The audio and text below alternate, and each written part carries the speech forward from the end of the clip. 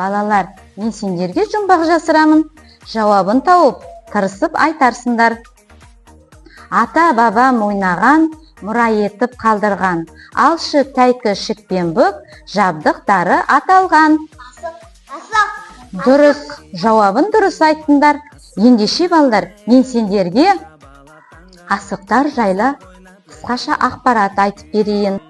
Біздің ата-бабаларымыз табиғи заттармен негізделген.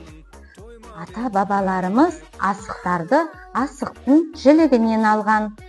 Оны тазалап, кептіріп, немерелеріне жинаған екен.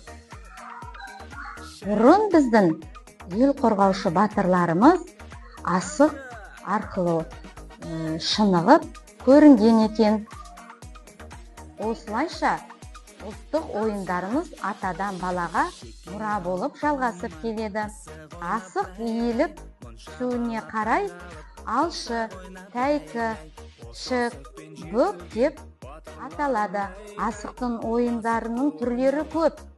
Олар үштабан, алшы, тәйкі және қанталапай ойыны.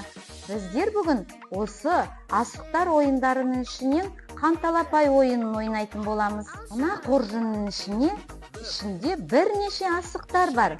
Сол асықтың ішінде қызыл түске боялған хан асығы бар.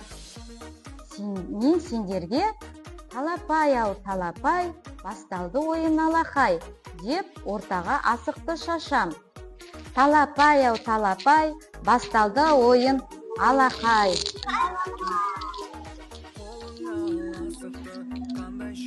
Балалар, қан асығы кімге түсті? Сырымға. Сырым ойынды бірінші болып бастайды. Келе ғой сырым. Ата ғой.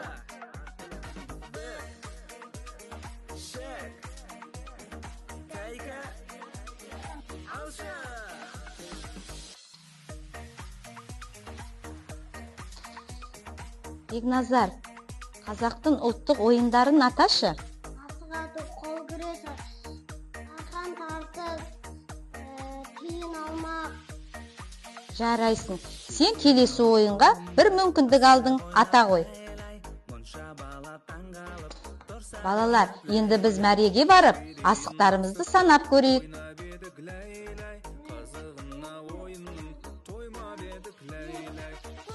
Балалар, бүгін біздің қанталапай ойынымыздың жеңімпазы атанған Бекназар ұлымыз. Бекназар жеңімпаз атанды.